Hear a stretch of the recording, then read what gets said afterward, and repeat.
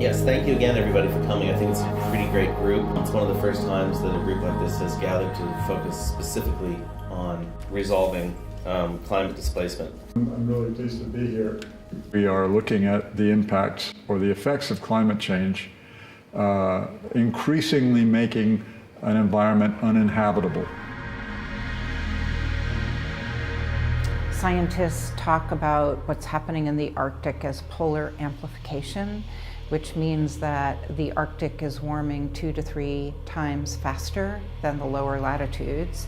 And for the first time, Arctic sea ice actually stopped increasing for 2 weeks in the middle of February of this year.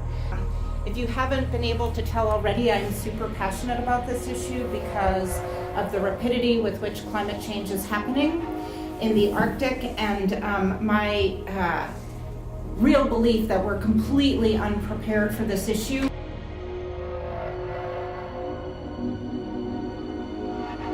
People need to be aware that climate change is happening now, and people are actually moving because of climate change, and especially coastal inundation and erosion along the coast.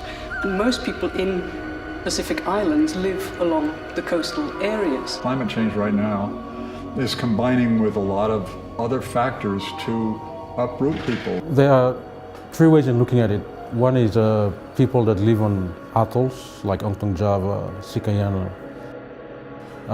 The second group of people are people that live on coastal areas like villages along the coast would also be affected or are affected now because of changing sea level rise, changing weather patterns, disaster, for instance, cyclones.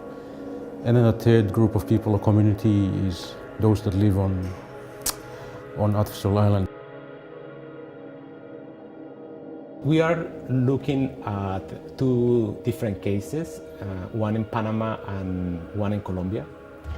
In the case of Panama, we are looking at the relocation of some indigenous communities, the Guna indigenous people. You have to remember that Bangladesh is like our group. We have seen how people are suffering because of the climate change, because of the sea level rise, and because of the frequent disaster. And also we are also active in the urban area, so we are seeing how the climate displaced people, they came to the city without any preparation, without any shelters, and so they are suffering.